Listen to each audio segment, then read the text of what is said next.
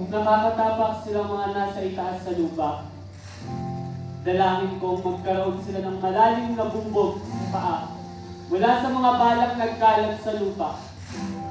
Maranasan man lang sana nilang humantusay sa gitna ng kalsada nang hindi iniinda ang nakakapasong initan mula sa pagkakasayang ng kanilang paa dahil sa pangamba ng mga anak nilang nawawala.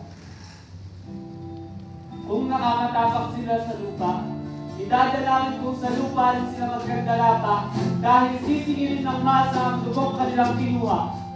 Mapugpud sana ang balat sa kanilang pakakatakbo para makalaya sa kanilang pumipigil sa kanila.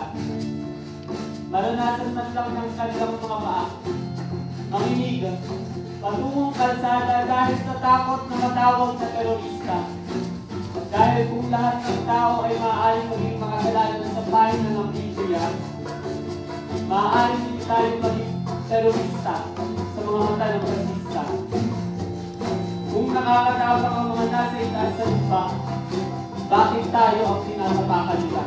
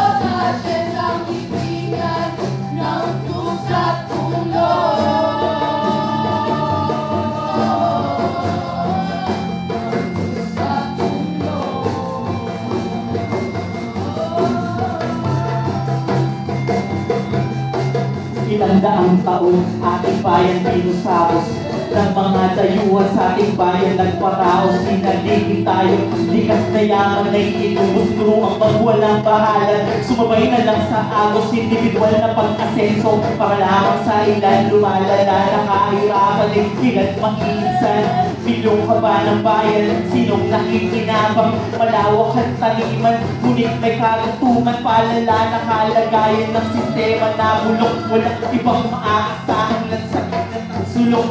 Pag ng taong bayan ang papatag ng bundok sa bulong ng pundasyon ng lipunan ay revolusyon lang ang sagot. At sa aking paghahanap katagpuan ay kapatiran, tumaya ng aling buhay, maglikod para sa bayan pagkat walang ibang paraan upang maging hawaan. Makamit ng masa ang hinahangad na kalayaan. Ako'y nag-aral kung paano tumangan ng armas at sama-samang nagnanasang iangat pa ang atas ng digma sa kalayunan na putin ay pagkapatas. Sumilin mga Emilio na sa bayan ay nagulat.